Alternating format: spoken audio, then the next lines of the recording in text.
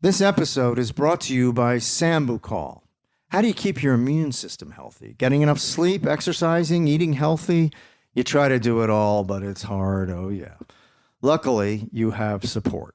Sambucol is an immune support supplement that taps into the antioxidant power of black elderberry. It's a simple way to help support your immune system. Get 15% off your next order of select Sambucol products at sambucolusa.com when you use code SCOTT15 at checkout. The air we breathe, the water we drink, the soil that grows food for our families. These basic elements are essential to healthy, happy lives. America's corn growers think so too.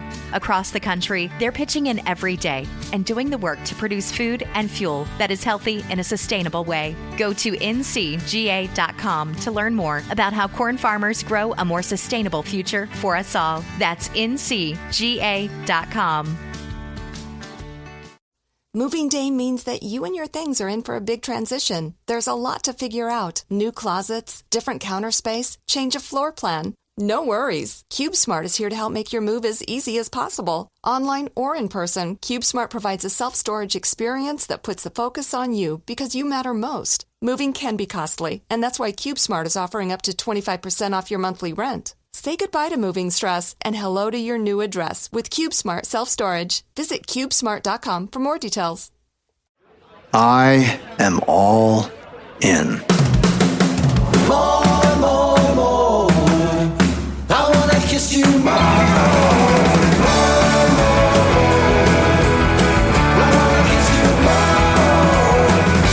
I am all in with Scott Patterson, an iHeartRadio podcast.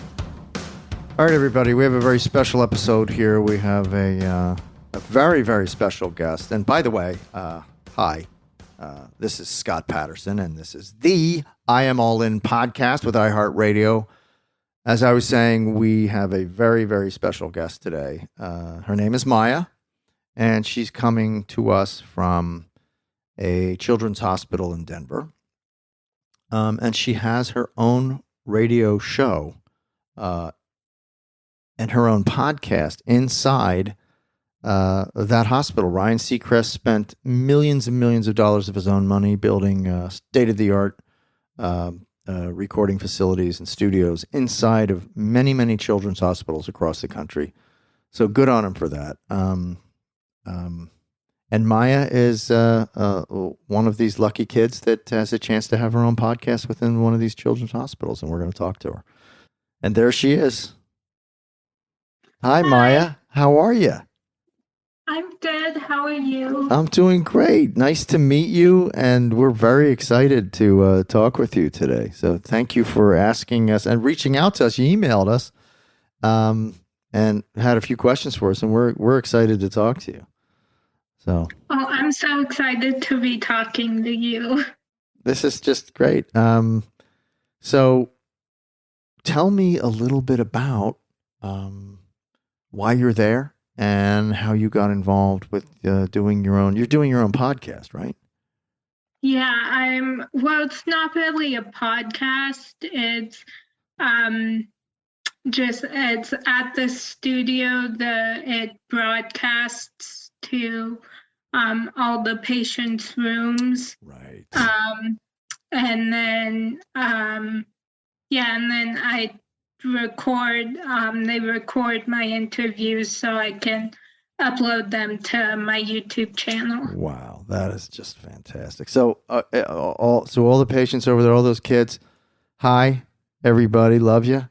And I am so honored to that you reached out and wanted to talk to us, and we're very excited. Can I ask you a couple of questions before we turn over the floor to you so that you can interview me? Because I know you wanted to interview me and you had a lot of questions, but can I ask you a couple of questions first? Yeah. Okay. Yeah. Great. Okay. So first and foremost is why are you there? I was diagnosed with a brain tumor before I was 3 years old. So I had surgery and then 2.5 years of chemotherapy. And then I was cancer-free but then still had a ton of doctor's appointments for other issues that were caused. But then in January, I was diagnosed with another brain tumor, and so I had 6 weeks of radiation, and now scans every 3 months. Okay. Is it looking okay? Is it looking good? Yeah. Good. Yeah, it's stable. Now there's other issues. Now there's swelling, like the radiation caused swelling. So now I'm having treatments to stop the swelling. Mm-hmm. Well, we wish you the best. And you are a thank very, you. very strong and very talented young lady. And thank you you. have a lot to offer the world. And like I said, it's really an honor to be on with you. And thank you so much for reaching out to us because, I can already tell this is going to be my favorite episode that we'll record in the whole history of this, the podcast, however long it goes. This is really exciting to talk to you. And tell us a little bit about, have you met Ryan Seacrest? Have you talked to him? My mom and my sister and I were actually at the hospital when the Seacrest Studios opened on accident. It wasn't actually me that had the appointment. It was my sister. And so we were there when it opened. So we got to meet Ryan Seacrest and everybody that was there. And then my mom would have to make sure we had time either before my appointment or after, so I could go into the studio. And then, so it opened when we were in 6th grade, and then a year later, I found out patients could do their own show. So then in 7th grade, I started my show. And then in 8th grade, I started reaching out to people. Wow. What a spirit you have, huh? Yeah, you have a brain tumor and then, but I want to do my own show. Okay. My God, how strong are you? Unbelievable. How amazing. Well, good for you. I mean, it's absolutely amazing that you can handle all this. Because, I know what I go through to try to prepare for, we're doing 2 a week now. And it's just like, I have no free time. I can't even imagine how you do it or how you find the time. So it's really a testament to you and your intestinal fortitude and your life drive. It's really remarkable. Okay. So thank you, Ryan Seacrest, incredible human being, generous human being with a heart as big as a mountain, that guy. And I am going to turn over this podcast to you because you have questions for me. So go ahead. First of all, I just want to say thank you so much for having me on. I've been so excited for this. So, well, it's our pleasure and it's our honor to have you on. Trust me. Thank you. So my first question for you is, when was the moment you first knew you wanted to be an actor? Oh, that's an interesting question. I used to play professional baseball, and I remember I was dating an actress, and she was on a show. She was on an Aaron Spelling show, and I was, this was a long, long time ago. By the way, this was 1985. And I was still playing professional baseball, but in the off season, I'd come to LA to stay in shape in the good weather. So I'd spend my winters in Los Angeles, training and all that kind of stuff. So anyway, I met this actress at a restaurant, and we began dating. And I would read with her for her next day's work, right? That she had to go shoot. And she stopped me once and said, you know what, you're pretty good at this. You know, maybe you should consider doing this after your baseball career. And I never really thought about being an actor. I mean, I really wrote more than anything, and I enjoyed, the arts very much. I wrote poetry and I wrote short stories and that kind of a thing. And I read plays like everybody does in high school, and my mother was an actress in the local plays and players in the town I grew up in. So word was she was very talented, and but she had 4 kids to raise, so she couldn't really put that much time into it. But I'd never really thought about it, and then I started thinking about it when my girlfriend at the time in 1985 suggested I do it. So I took an acting class. And that's the first time I went to the Stella Adler Conservatory in L.A. and took an acting class. And then a year later, I retired from baseball and moved to New York and studied in New York. So, yeah. Oh, cool. Mm-hmm. So when you read the role of Luke for Gilmore Girls, did you connect with Luke right away? Yeah, I did. Two things went through my mind simultaneously after I finished reading that script. Is that I don't want anybody else. First one was I have no chance of getting this role because it's just too good a role. The script is too good. And at that time, in 2000, they were starting to hire, film actors with names, real names, were starting to do television. That's when it began.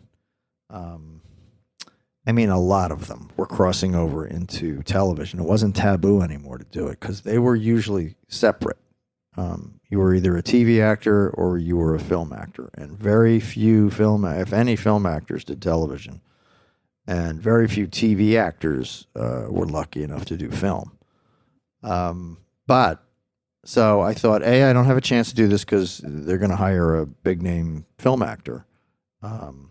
And the second thought was, I don't want anybody else to play this role, so I went for it. So I really prepped it.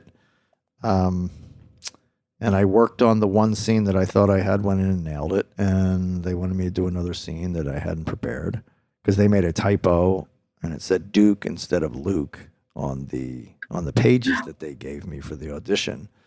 And they said, well, would you mind going outside for a little bit, 5 minutes, and prepare the second scene? And I didn't think I had a chance anyway, so I didn't care. And I said, sure. So then I went in and I did that scene pretty well. And by the end of the day, I had the job. So, yeah, it was pretty fast. It was shocking and fast. But it was just a guest star role in the pilot. It wasn't to be a series regular. It was just to go up and be in the pilot. Yeah. Oh, wow. Yeah. Turned into something pretty nice. From humble beginnings, right? Yeah. So did you ever wish that Stars Hollow was a real place? It is a real place. There are places like that. The Northeast has many, many small towns that are wonderful, beautiful, eccentric, and just great places to grow up. And all over the country, there are actually places like that. That is not a stretch by any imagination of the imagination, but it's really a very accurate depiction of many, many small towns in America. So I kind of grew up in a place like that. It was a little bigger than Stars Hollow, but we had our eccentric people and we had our oddballs and we had our small town mentality in our communities and our sense of community, and everybody knew each other's business, and everybody was accountable, so it sort of dictated how people would behave, and it's a wonderful experience. Yeah. Oh, cool. Mm-hmm. Yeah, I have been watching Gilmore Girls. I mean, I always watch it, but during quarantine especially, I've just been rewatching it. And I just always wish like I lived in Stars Hollow. Like I just want to live there. So You can. There are many places that are like that. yeah, my mom and I were talking about it and how like I kind of just want to live in a small town. And my mom said she thinks my anxiety would probably be better living in a small town. So right. I was like, okay, we're gonna move to Stars Hollow then. Well, you know, there are many historic, wonderful, beautiful, quiet, small towns, you know, in New Jersey, Connecticut, New York, I mean, Rhode Island. I mean, all over the Northeast. I mean, what part of the country? So you're in Denver. I mean, they have places in and around Denver that are like that. You know, they're not. It's not that hard to find a place like that. They really do exist. I've been to many of them, and they always remind me of Stars Hollow. I've been to many of them since I filmed the show, and I said, oh, it's a lot like Stars Hollow. What's your motivation to stay healthy? Is it never missing a moment in your family, getting that 30 minutes of exercise? Maybe it's simply an act of self-care.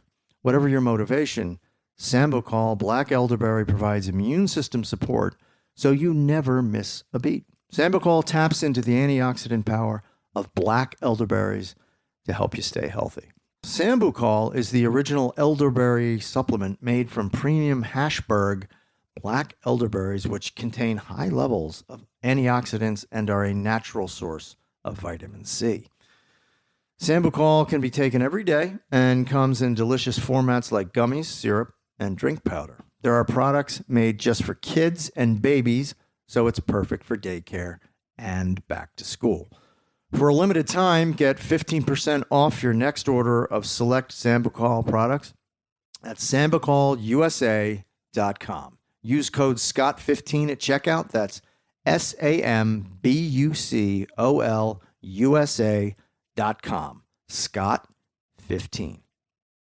If you are feeling depressed or struggling with relationships or having difficulty sleeping or meeting your goals, BetterHelp offers online professional counselors who can listen and help. BetterHelp will assess your needs and match you with your own licensed professional therapist. You can start communicating in under 48 hours. It's not a crisis line. It's not self-help. It is professional counseling done securely online. The service is available for clients worldwide. You can log into your account anytime and send a message to your counselor. BetterHelp is committed to facilitating great therapeutic matches, so they make it easy and free to change counselors if needed. It's more affordable than traditional offline counseling, and financial aid is available if needed. Our podcast is sponsored by BetterHelp, and our listeners get 10% off the first month of online therapy at BetterHelp.com/allin. Visit BetterHelp.com/allin and join the over 1 million people who have taken charge of their mental health with the help of an experienced BetterHelp professional. This year, everyone's excited to jump into summer. Life's getting back to normal, and we're all resuming our usual routines, except this summer, everyone's bringing their fiends along with them. I mean, their best fiends, because everyone's obsessed with this 5-star puzzle game. Download Best Fiends for free from the App Store or Google Play and bring super fun, brain-challenging puzzles with you from the beach to the backyard barbecue. Taking Best Fiends on vacation is like getting twice as much relaxation, and no matter how much you play, you'll never run out of Best Fiends goodness. There's always a new cute character to collect or another level to beat, over 5,000 challenging levels in all. Let Best Fiends keep your brain challenged all summer long and beyond. Get the ultimate summer accessory. Download the 5-star rated puzzle game Best Fiends on the App Store and Google Play for free today. That's friends without the R, Best Fiends. what was the most challenging part of reprising the role of Luke after so many years for Gilmore Girls: A Year in the Life? Well, so much had happened in those 9 years. I'd lost both my parents, and it changed me a great deal. I got married and had a son in 2014, and then 2016 came rolling around, and we were doing the reboot, and I had a 2-year-old son, and I was married, and it's just I had mellowed a great deal, and my heart had opened up a great deal, which is what happens when you have a child. And I just didn't really feel like the character anymore. But there was, we're similar in some ways, so I kind of leaned on that and depended on that to get me where I needed to be. I remember the first, and I've told this story before, but I'll tell it to you. The first day of rehearsal, I just did not feel. The first day of shooting, we're in rehearsal, and before we were shooting, and I just did not feel like the character at all, and I was in trouble. And I just, I said to the director, I need to take a walk. Give me 5-10 minutes to walk around Stars Hollow, because they rebuilt the set in the back lot of Warner Brothers where we shot the original series. So that was familiar to me. So I was hoping that would trigger the old, trying to get the old scent back, as it were. And that worked. I walked around and I thought the thoughts, and I had the memories, and walked back into the diner and said, okay, I'm ready to shoot. I felt like the guy, a 9-year-old version of the guy, so. Yeah. Well, I'm really sorry about both of your parents. It's part of life.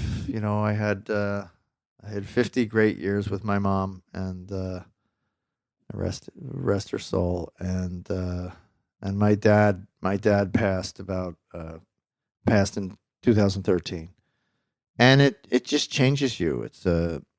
It really, really changes you. Shooting the reboot was a lot of fun, because we knew it was a finite period of time. It wasn't like we were on a series again year after year after year. It was 3.5 months of shooting, and then we were out. So I think it made everybody happy. And plus we got some closure if it would indeed be the last time. I don't know that it will be the last time we shoot anything. I don't know anything, but it was nice to catch up, and so many people had changed, yet they'd stayed the same. And it was just fun. It was just a lot of fun every day.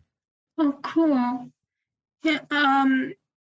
So, what was your favorite episode to film of Gilmore Girls? Well, it's always the pilot for me, because it was the most surreal, and it was the most enjoyable time I've ever had on a set. And because I knew something magical was in the air. I knew something special was happening, and it felt like it was happening, and it felt very special. And I know that first scene I did with Lauren at the counter, please, please, please, more coffee. And I said, you're a junkie, and you have a problem, and that kind of. After just rehearsing that scene with her before we started shooting, I thought, boy, this is wonderful. I thought she was wonderful, and her timing was great, and her delivery, and everything, the physicality of the character, that the Lorelai character was just absolutely specific and wonderful, and it gave me so much to play off of. And I just knew it would work. I just knew the relationship would work between Luke and Lorelai, and I knew that I was the guy, and I knew that this pilot was just sort of a heat check between Lauren and I to see if I was going to be the guy. You know what I mean? Because if it wasn't me, it would have been somebody else. But I was very, very pleased with that experience of shooting the pilot, and especially that first scene, because that was the first thing I shot. when I got to Toronto, because we shot the pilot in Toronto, Canada. We shot the series in Warner Brothers in Burbank, California. But very special. Yeah, it was very, very fond, wonderful, warm memory. Yeah. Oh, cool. So I know that you have your own coffee company. Mm-hmm. And how did Scotty P's Big Mug Coffee come about? Well, I'm very entrepreneurial, and as nice as it is and as easy as it is to be an actor and not have any ownership position in the project that you're doing, just being purely an independent contractor is nice because you show up for work and they pay you. And that's as simple as it is. You don't have to worry about anything else except just showing up, doing your work, and then you collect your paycheck. And it's a tremendous amount of fun on top of that. So, but I always wanted to own something, have my own company and build it up from scratch and build it up over time and do it the right way, in small steps and not try to bite off too much and grow too fast and all that. So I thought, well, Warner Brothers has done, 16, 17 years of international marketing for me personally, and has gotten my name out there with the Gilmore stuff. And I serve coffee on the show, and I'm kind of known for being a coffee pusher on TV. So I figured coffee was the natural way to go, because we'd already, on the marketing side, had already had established that character did that. So coffee was the natural choice. I'm a big coffee nut. So I searched far and wide for great coffee and have some wonderful partners, and we're just having a great time selling coffee. We love it. So is there a line from any Gilmore Girls episode that's stuck with you and has had a big impact on you? Well, the one that resonates with me the most is what I named the podcast after, I Am All In. Where I grew up and where I'm from, friendship and loyalty was very, very important. And there's another expression that was not used in Gilmore, but it's an expression I heard growing up a great deal. It's called in for a penny, in for a pound. And what it means is, in terms of friendship and loyalty, is if you're going to be somebody's friend, be their friend 100%. Don't dance around the edges and, be an acquaintance. Be a friend, And so that I Am All In really represents me as a person, and always has. And it really impacted me because I think, the writing really nailed it in that circumstance with Lorelai. Because he's laying his cards out on the table. And it's like, he's not messing around. It's like, I am all in. I want you to know that I am all in. And that means you can trust me, and that means, I'm going to stick it out through thick and thin. Because all relationships have ups and downs. You can't avoid them. You want a solid person. You want to be with a solid person who's willing to make that commitment, who's in for a penny, or who, if they're going to be in for a penny, they'll be in for a pound. You know what I mean? The air we breathe, the water we drink, the soil that grows food for our families. These basic elements are essential to healthy, happy lives. America's corn growers think so too. Across the country, they're pitching in every day and doing the work to produce food and fuel that is healthy in a sustainable way. Go to ncga.com to learn more about how corn farmers grow a more sustainable future for us all. That's ncga.com.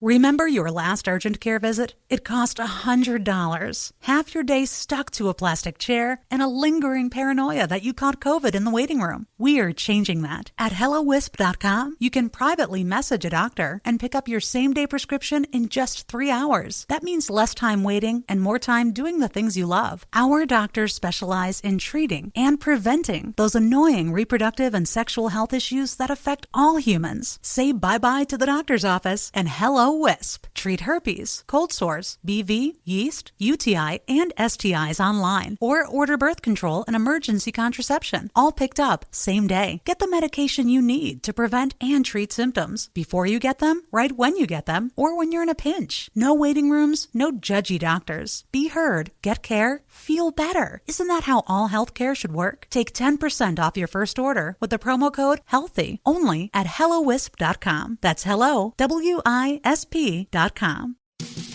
The air we breathe, the water we drink, the soil that grows food for our families. These basic elements are essential to healthy, happy lives. America's corn growers think so too. Across the country, they're pitching in every day and doing the work to produce food and fuel that is healthy in a sustainable way. Go to ncga.com to learn more about how corn farmers grow a more sustainable future for us all. That's ncga.com.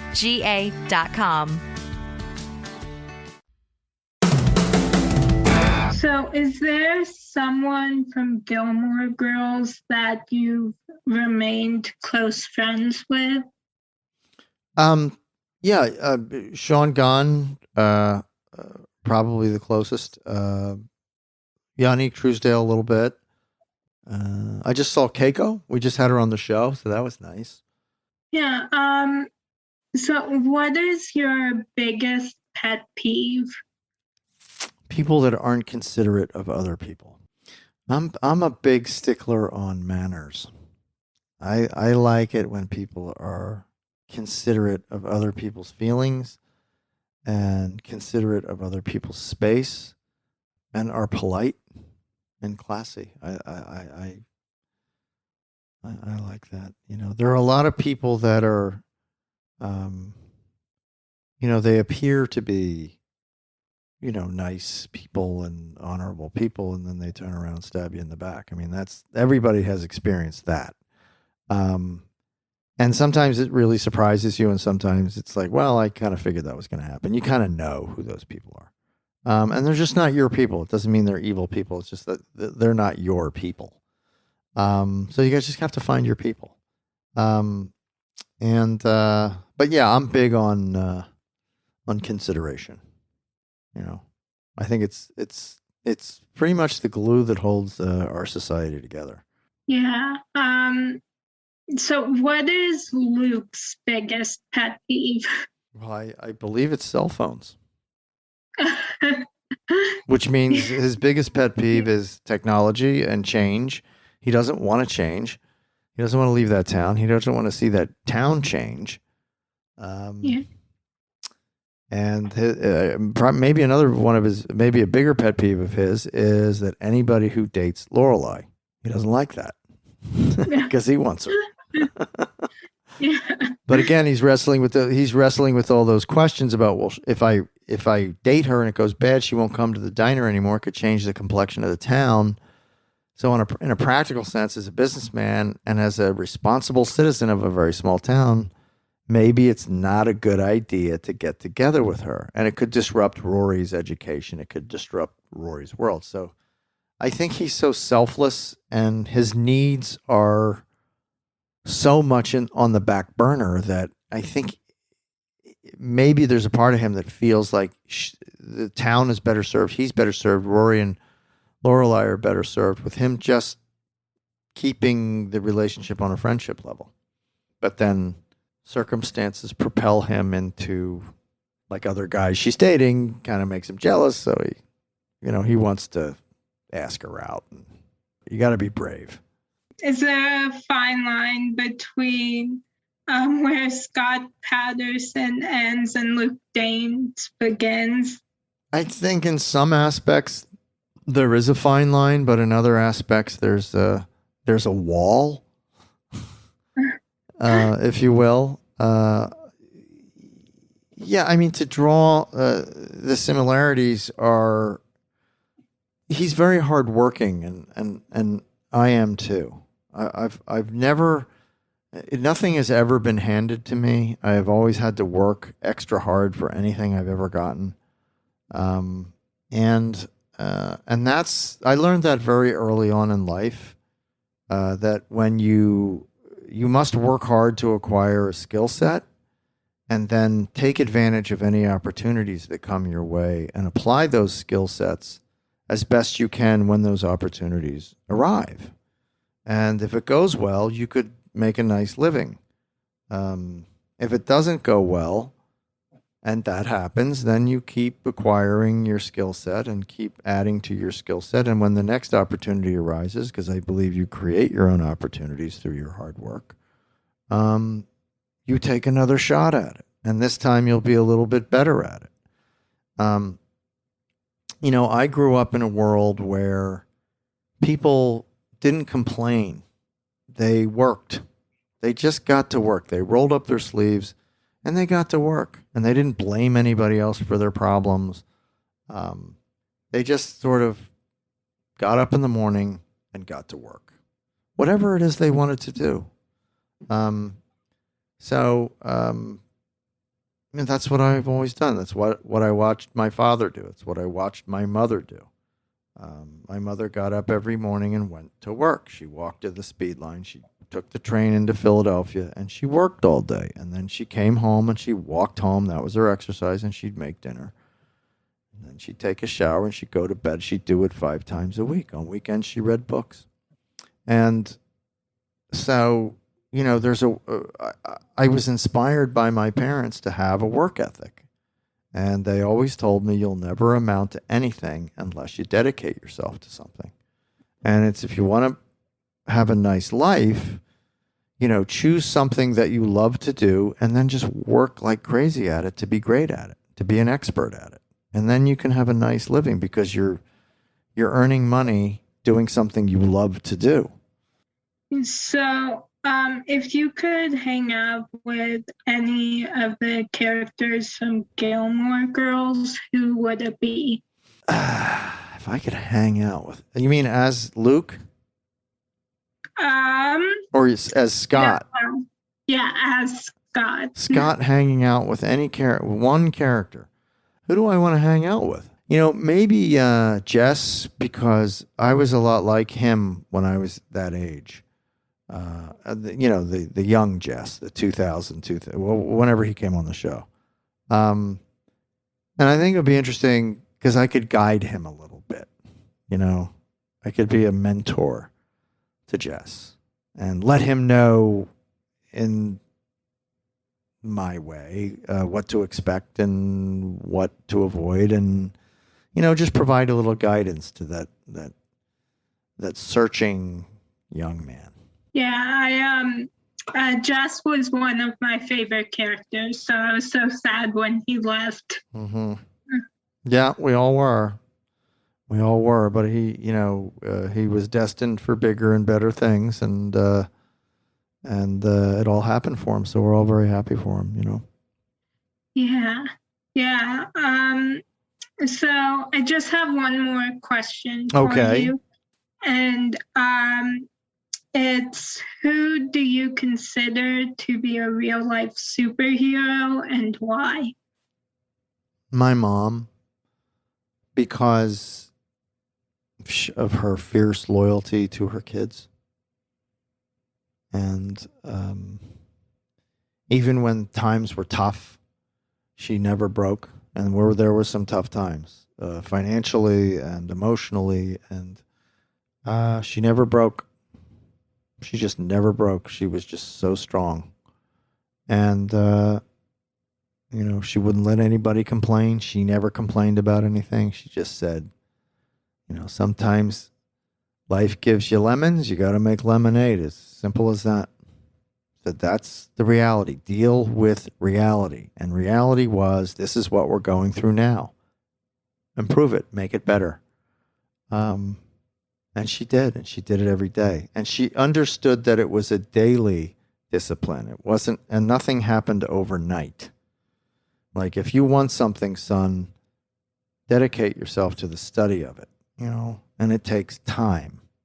And if you don't love it, you're not going to hang in there long enough to really become an expert. So, so I think, that's the thing. And I think because, your listeners, these other kids, they're in the hospital because they're sick a little bit here and there, or they're dealing with more serious issues. Doesn't mean that they don't have aspirations, and doesn't mean that they don't have dreams. And, there was a girl on America's Got Talent who wrote that and sang that beautiful song, and she's now had to step back to take care of her health, from what I read. But what an inspiration to so many people in this country that she has been. And I think, I don't remember the name of the song. Was it Blackbird or something like that, or Bluebird? But anyway, she's such an inspiration, and she inspires me. And it's people like you, it's people like your listeners, and it's people like this girl that we're talking about. You're extraordinary people because you offer a glimpse into a different kind of a world where maybe it can be all taken away from you, and you're living each moment at a much higher level where there's more gratitude, or it's things are sweeter, things are more beautiful, things are more impactful. And I think you don't waste your time. You do what you love. You strive for what you want. And whether it's chemotherapy or surgery or whatever, it doesn't stop you. It just makes you stronger, which is why I admire you so much, and the people that are listening to this right now. It's such an inspiration to talk to you. You have no idea how uplifting this is. And I know at times you feel down and you feel physically weak and maybe a little sad, but you're stronger than anybody that is considered to be in really good health.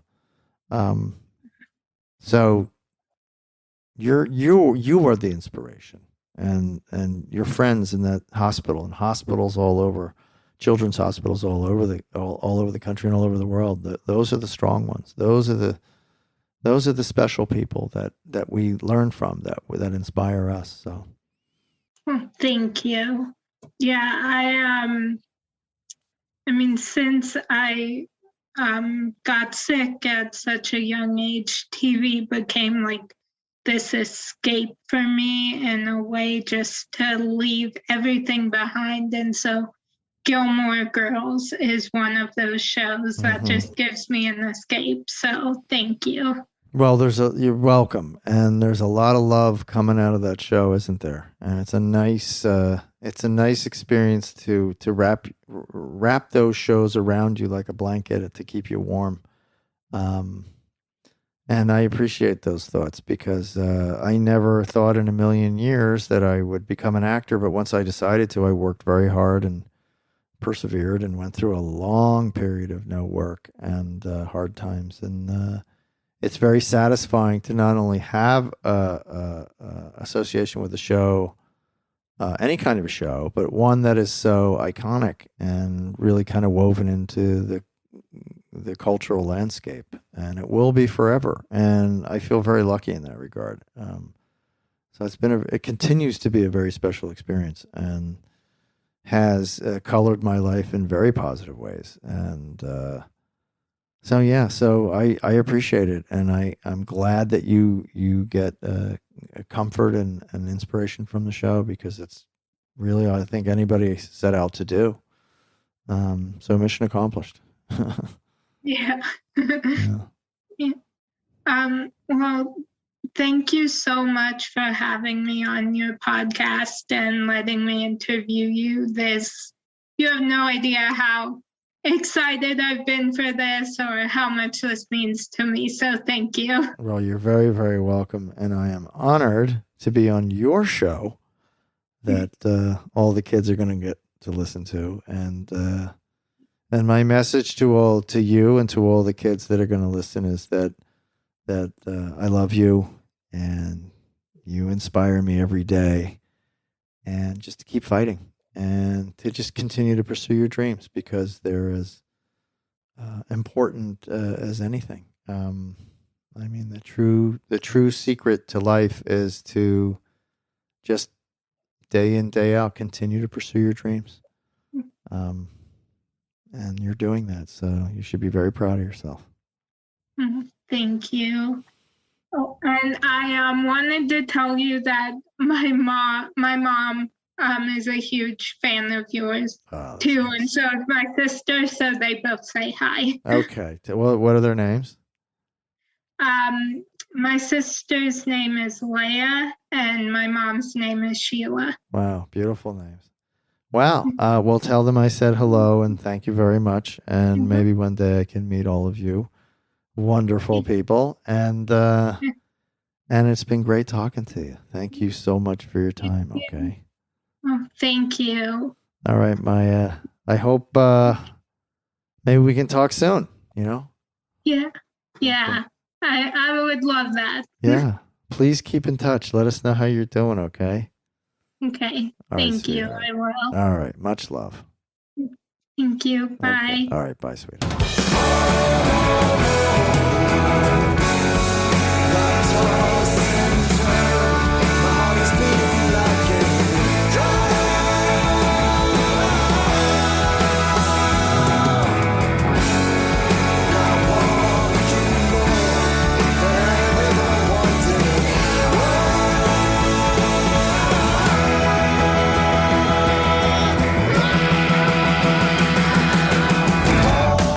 And don't forget, follow us on Instagram at IamAllInPodcast and email us at Gilmore@iHeartRadio.com.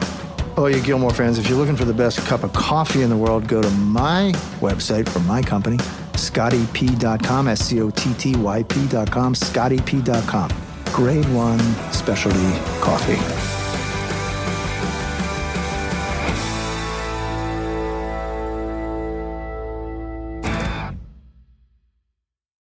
Do you wonder where your food comes from? More and more people do. America's corn farmers work hard every day to grow a crop that you can be proud to serve your family. And they're doing it with an eye toward sustainability, caring for water, air, soil, and resources that fuel healthy families and more sustainable products. Take a look to find out how farmers in rural America work to make life better for all of us, from cities to their rural communities. Learn more at ncga.com. NCGA, a commitment to the future.